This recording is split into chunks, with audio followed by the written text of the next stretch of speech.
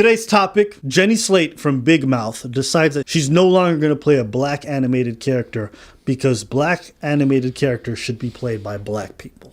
This is what she said. At the start of the show, I reasoned with myself that it was permissible for me to play Missy because her mom is Jewish and white, as am I.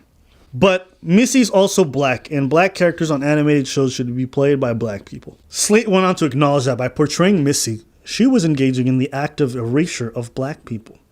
Ending my portrayal of Missy is one step in a lifelong process of uncovering the racism in my actions. Big Mouth co-creator Nick Kroll and Andrew Goldberg, Mark Levin, and Jennifer Flackett posted a statement saying, "We sincerely apologize for and regret our original decision to cast a white actor to voice a biracial character." All right, I'm in and out. Well, I mean, first, it's already stupid enough because the character is biracial. So what? Only the black side of the biracial person exists, and that's the only one that matters when they navigate the world. They're Jewish, and their white side, which a black person may not be able to identify with. That's dumb. What's the point of acting? Literally, acting is about embodying the role of a character. What is the point? Only Muslims can play Muslims. Only Christians can play Christians. Men, you like writing stories involving women? Unacceptable. You can't write a woman. How does that make sense? Do you know how many movies you're going to have to eliminate because men can't write women? One of my favorite voice actresses, Regina King.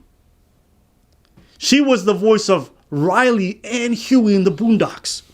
Can't do that no more. Yeah, because black women don't live the same experience as black men. This kind of logic, if you take it down towards its logical next step, is bad. It's bad for society. You're trying to fix problems without fixing problems. And I'm going to say this, okay? They're, I'm going to be super corny. They're white people. Like that Netflix show. I understand you feel helpless and you're trying to fix things. Some of y'all. Some of y'all. Not all of y'all, of course. That's a given. You're trying to fix things, all right? You're trying to do something because you see all these things happening, and it's some messed up times that we have right now, and you want to do something, and you sometimes have power, and you really want to do something, but it's not going to solve anything. Wanting to do something, anything, because you want to have the feeling of doing something to help the issue might not help the issue. By this logic, if a white person can't voice a black fictional cartoon character, you know what that also means? That means that a white person can't write a black character. So, you like the Marvel Cinematic Universe? No Storm. No Luke Cage. Spawn's black. Goddamn, Spawn was one of my favorite characters, too. The character is black, and we see that the character is black. How is it erasure? Because they feel like a black character can really tell the story better. But we see the character. What I see is black. When I look at Cleopatra, okay, done by, what was her name? Liz Taylor, and she's white. That's black people erasure, okay? Cleopatra was not white, okay? So with historical figures, you feel it's different. Yeah, that's what I'm saying, okay? It's not the same thing, you know? Mm-hmm. If you would have done Harriet Tubman, played by Jessica Biel, what are you doing? That would be erasure. But now you're drawing a character, like you're drawing fictional character. When you're drawing that character, the character has a history. It's black. That character has a living experience that is real, but it's still fictional. But you acknowledge that there's that possibility, right, of mixed characters, mixed kids, with both. But the voice is just, we're going to take that out. So, okay, you know what? Only people that are black should draw black characters. Yeah. We should remove the person that is white that drew that character because only black people should draw black characters. No! Not all actions are better than inaction. Your good intentions aren't enough. I know plenty of people who are well-intentioned, who go about doing things, and what ends up happening is that they hurt the very causes that they're trying to help.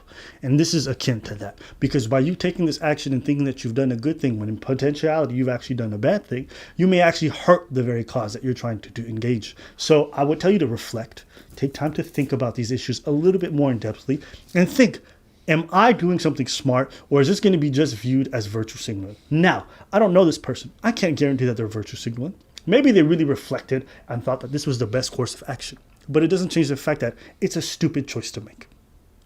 Some of my favorite movies were written by white people about black people. Some of my favorite characters were written by white people. I don't think that their whiteness means that they cannot sympathize and try to understand a situation.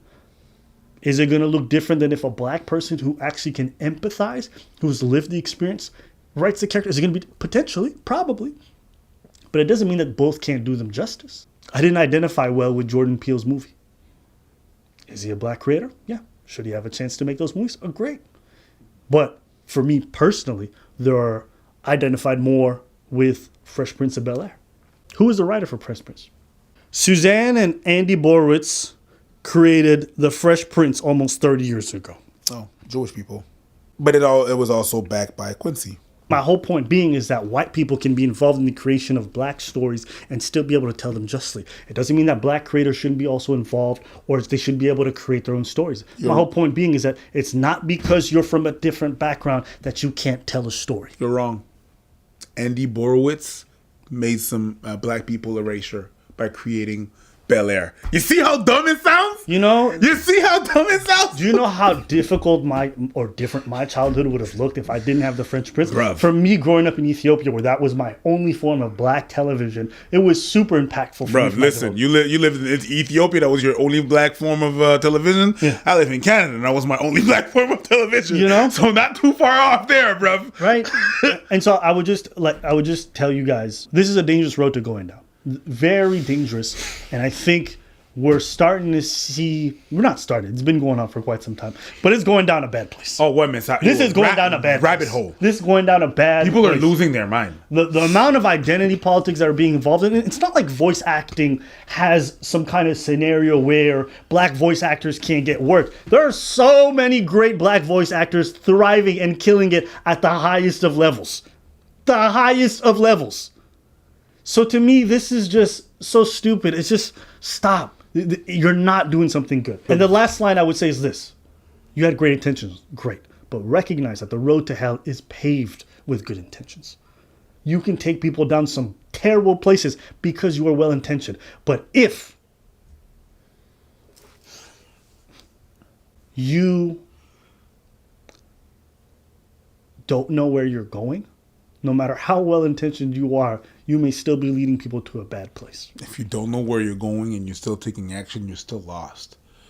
But if you don't take the right path, you're still going to be lost. Yeah. Doesn't matter. You know, when I was in the military and we would have to do topography when we were in the woods. You did those? And we would have to look at constellations and stars and to be able to understand our north or south. They would tell us, don't move around aimlessly. Take a time to get your bearings. Understand that where you're trying to go. Look to the stars for guidance so that they can lead you in the right place. Understand your north-south. Use terrain. Use monuments if they're around. Use whatever you can to be able to guide you properly. What I feel like is we have a whole bunch of people who are trying to move right now and have never studied maps.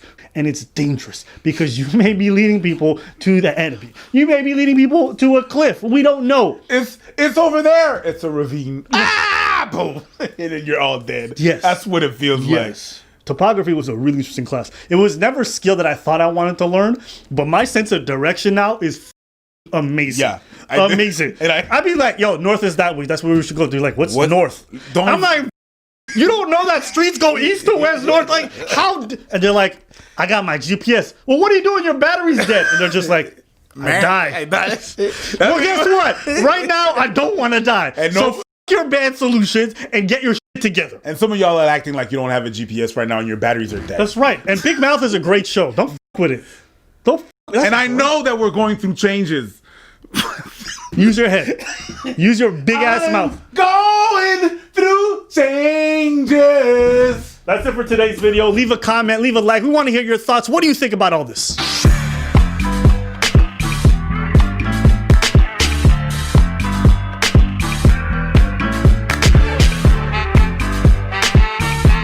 My favorite voice actor is the guy who plays Kratos in God of War. White character, white Greek god, Spartan, okay? But he had to have that bass in his voice. Who was the actor? one of the most chocolatiest men. Oh, that's not He's okay. he's not dark, but whatever. Take Bobby Caldwell.